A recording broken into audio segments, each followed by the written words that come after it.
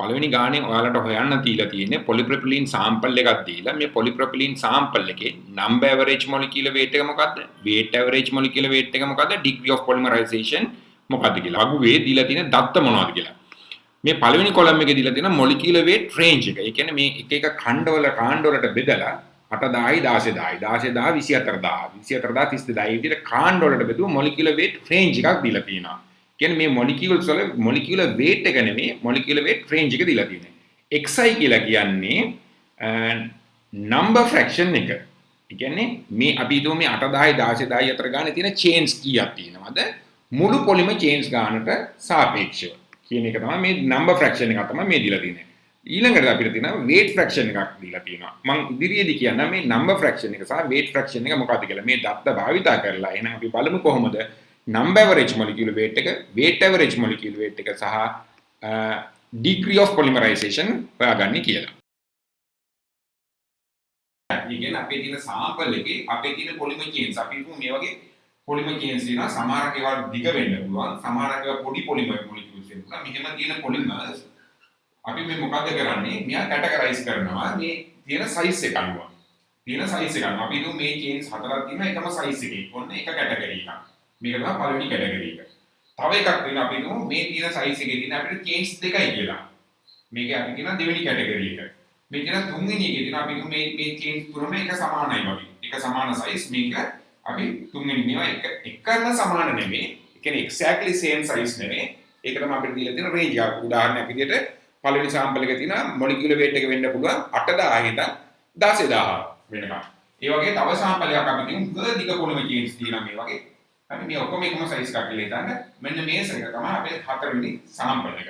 එතකොට මේ කියන මේ polymer පළවෙනි category එක ගත්තොත් එතන පළවෙනි group එක ගත්තොත් එම molecular weight range එකේ අපිට තියෙනවා කීයද sample එකේ chains හතරක් තියෙනවා. 1 2 3 4. ඒ කියන්නේ අපිට මුළු chains ගන්න. නැත්නම් අපි මේ n එක කියලා ගත්තොත් n එකේ වෙනවා chains number of chains ගන්න තමයි 4.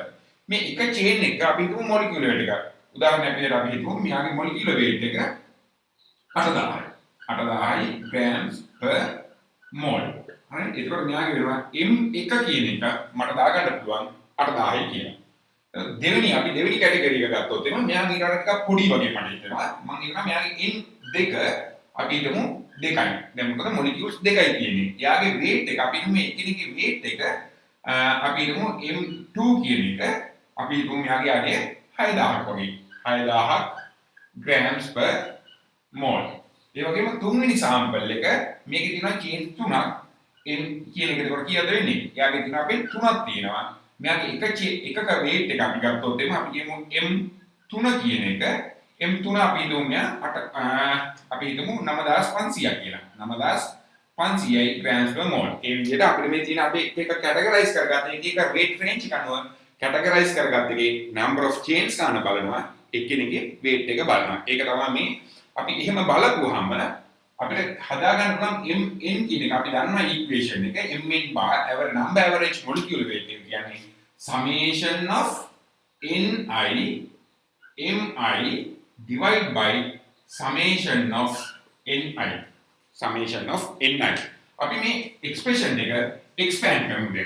අපි expand කරමු මේ expression එක. අපි හිතමු අපේ sample එකේ molecular weight ranges තුනක් තියෙනවා කියලා.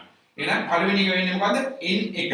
එයාගේ තියෙන පළවෙනි weight range එකේ number of molecules ගන්න 1යි n1.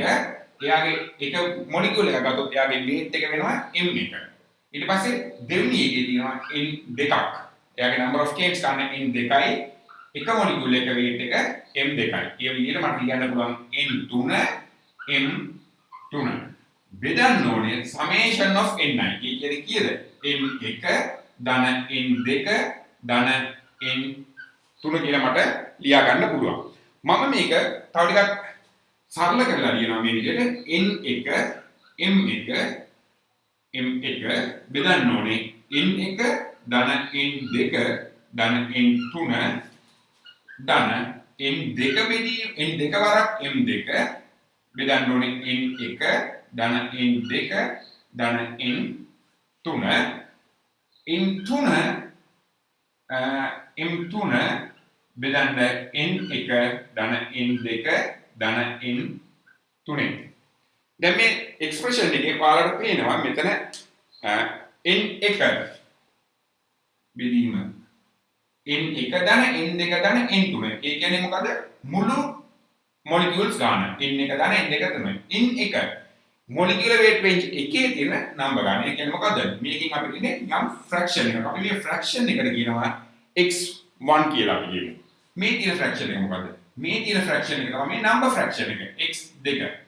මේ තියෙන්නේ x3. එහෙනම් අපිට දැන් මේ එක්ස්ප්‍රෙෂන් එකම අපිට ලියන්න පුළුවන් මොකක් කියලාද?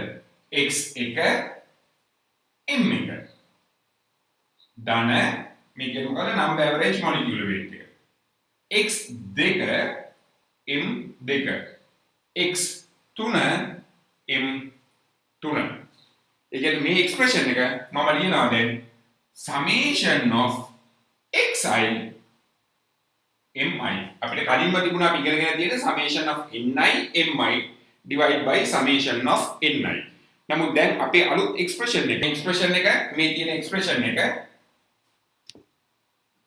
ඔයාලට දැන් පේන බෝඩ් එක summation of xi mi කියලා ලියන්න පුළුවන්. එහෙනම් mn bar සමානයි summation of xi mi කියලා මට ජෙනරලයිස් කරලා මේ එක්ස්ප්‍රෙෂන් එක ලියන්න පුළුවන්. ඒකට අපේ ගානට අපේ දීලා තියෙන දත්තවල අපේ තියෙනවා xi එක දීලා තියෙනවා mi කියන්නේ අපිට මොලිකියුලර් වේට් රේන්ජ් එකක් දීලා තියෙන ඉඳලා එයාගේ මීන් වේට් එක ගන්න ඕනේ නැත්නම් ඇවරේජ් වේට් එක අපි ගන්න ඕනේ. ඒක දන්නවනම් xi mi හොයන්න පුළුවන්. අපි බලමු අපේ ඩේටාත් එක්ක කොහොමද අපි xi mi හොයාගන්නේ සහ summation of xi mi සොයාගන්නේ කියලා. හරි අපිට දැන් මේ ගානේ දීලා තියෙනවා මොලිකියුලර් වේට් රේන්ජ් එක 8000 පළවෙනි කාණ්ඩය යටතේ තියෙන මොලිකියුල්ස් වල මොලිකියුලර් වේට් එක තමයි 8000යි 16000යි අතරේ. දෙවෙනි එක 16000යි 24000යි අතරේ තියෙන. 24000යි 32000යි 32000යි 40000යි 40000යි 48000යි 54000යි අතරේ. මේ ඩේටා ටික අපිට ගානේ දීලා තියෙනවා. එතකොට මේ නම්බර් ෆ්‍රැක්ෂන් එකක් දීලා තියෙනවා. ඒ කියන්නේ ni බෙදීම summation of ni කියන එක දීලා තියෙන්නේ. එතකොට පළවෙනි කාණ්ඩය ඇතුලේ 0.05යි 0.16යි 0.24යි 0.28යි 0.2යි මේක තමයි ගාන අපිට දීලා තියෙන්නේ. එතකොට අපි මෙයාගේ ඇවරේජ් මොලිකියුලර් වේට් එක හොයාගන්න ඕනේ. ඒ ඇවරේජ් මොලිකියුලර් වේට් එක කියන්නේ 8000 ධන 16000 බෙදන්න දෙකෙන් 12000යි 16000 ධන 24000 බෙදන්න දෙකෙන් 20000යි. ඒ විදිහට අපි ඇවරේජ් මොලිකියුලර් වේට් එක හොයනවා. ඊට පස්සේ අපි xi mi තියනවා නම් xi mi වැඩි කරා ලියාගත්තා. xi mi දෙවෙනි කාණ්ඩයට අදාළ xi mi ලියාගත්තා. xi තියෙනවා mi තියෙනවා xi mi වගේ හොයාගත්තා. මේ විදිහට අපි මේ කොලම් එක හදාගන්නවා. ගානක් දුන්නාම මේ විදිහට මේ ගාන ඉස්සරහා මේ විදිහට කොලම් එක ලියාගෙන හදන එක තමයි කාලය ඉතුරු කරගන්න තියෙන ලේසිම ක්‍රමය. එහෙම නැත්නම් පේලියක් විදිහට ලියනවට වඩා. එතකොට මේ xi mi අපිට mi කියන්නේ summation of xi mi කියන්නේ මේ කොලම් එකේ එකතුව තමයි xi mi වෙන්න ඕනේ. එතකොට මේ යගේ සමාන වෙනවා අපි එකතු කරලා ගත්තොත් අපිට හොයාගන්න පුළුවන් number average molecular weight එක මේ ගානේ number average molecular weight එක වෙනවා 1040 grams per mole. අපි පළවෙනි කොටසදී කතා කරා number average molecular weight එක හොයන්න ඇති. දෙවෙනි කොටසදී අපි අහනවා weight average molecular weight එක කොහොමද හොයන්නේ කියලා. weight average molecular weight අපිට ලියා ගන්න පුළුවන් MW සමානයි summation of mi square divide by summation of ni mi. අපි අර කලින් පළවෙනි කොටසේ කරගෙන විදිහටම අපි මේක අපි ලියමු අපිට සාම්පල් එකේ අපේ කොටස් තුනක් තියෙනවා. අපි කොටස් තුනක් තියෙනවා. අපි ලියමු n1 වර්ගය ධන මේක සමේෂන් එකක් එකතු කරන්න තියෙන්නේ n2 වර්ගය ධන n3 වර්ගය. බෙදන්න ඕනේ summation of ni mi. එහෙනම් අපි ලියමු n1 m1 ධන n2 m2 ධන n3 m3. මම මේක දැන් ඉස්සලා අපි ලියපු විදිහට කලින් මෙන්න හොයන වෙලාවේ ලියපු විදිහටම සරල කරලා ලියාගත්තොත් මට ලියන්න පුළුවන් n1 m1 වර්ගය n1 m1 ධන n2 m2 ධන n3 m3 ධන n2 m2 වර්ගය n1 m1 ධන n2 m2 ධන n3 m3 මේ විදිහටම මට තුන්වෙනි පදේ ලියා ගන්න පුළුවන්. මේකෙදි බලන්න මේ මොකක්ද තියෙන්නේ? මේ n1 m1 වර්ගය කියන එක n1 m1 වර්ගය මට මේක ලියන්න පුළුවන් n1 m1 වරක් m1. මේ m2 වර්ගය කියන එක මම ලියනවා n2 වරක් m වර්ගය. m2 වර්ගය. මේ බලන්න මේ මොකක්ද තියෙන්නේ? n1 m1 බෙදන්න n1 m1 ධන n2 m2 ධන n3 m3. මේ පළවෙනි ෆ්‍රැක්ෂන් එකේ මුළු weight එක බෙදන්න ඕනේ අපේ total weight එකෙන්. එතකොට මෙයාට අපිට කියන්න පුළුවන් මේ තියෙන්නේ මොකද්ද? weight fraction එක. එක කියන එකේ weight fraction එක. වරක් අපි ඉතුරුලා තියෙනවා මේ පදෙන් එළියේ m1. දෙවෙනියට මට ලියා ගන්න පුළුවන් මේකේ ඒ විදිහටම ලියන්න පුළුවන් n2 m2 බෙදන්න ඕනේ n1 m1 ධන n2 m2 ධන n3 m3. ඒ කියන්නේ කවුද මේ? weight fraction එක 2 වරක් m2. එහෙනම් මේ මම දැන් හොයාගෙන ඉන්නේ අපි mw weight average molecular weight එක මම මේක mathematically මට ලියන්න පුළුවන් mw equals summation of wi mi.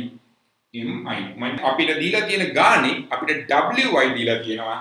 අපිට mi මම කලින් කොටසේදී කිව්වා වගේම mean weight එක අපිට weight range එකක් දීලා තියෙනවා mean weight එක හොයා ගන්න පුළුවන්. එහෙනම් mi mi හොයාගත්තොත් අපිට ලැබෙන්නේ weight average molecular weight එක. හරි අපි බලමු මේ ගානේ අපිට දීලා තියෙනවා molecular weight range එක දීලා තියෙනවා weight fraction එක දීලා තියෙනවා. weight fraction එක දීලා තියෙනවා. අපි එහෙමනම් හොයාගන්න වෙනවා අපිට mean molecular weight එක අපි කලින් කියපු විදිහටම average molecular weight මේ weight category එකේ තියෙන average molecular weight එක හොයනවා. මේ දෙක එකතු කරලා දෙකෙන් බෙදුවා average molecular weight එක හොයාගන්න පුළුවන් weight fraction එක දන්නවා නම් WIMI කියන අගේ හොයාගන්න පුළුවන්. පොඩි ළමයි මම කියනවා xi නෙමෙයි ඒක අපි ලියා ගන්න ඕනේ WIMI weight fraction එක දීලා තියෙනවා. weight fraction එක වරක් mi. එතකොට මේ value එක වැඩි කරන්න 0.02 වරක් 12240යි 0.1 වරක් 20000 මේ විදිහට මේ කොලම් එක හදා ගන්න පුළුවන්. එහෙනම් අපිට නම් weight average molecular weight එක කියන්නේ මොකද්ද? summation of WI mi.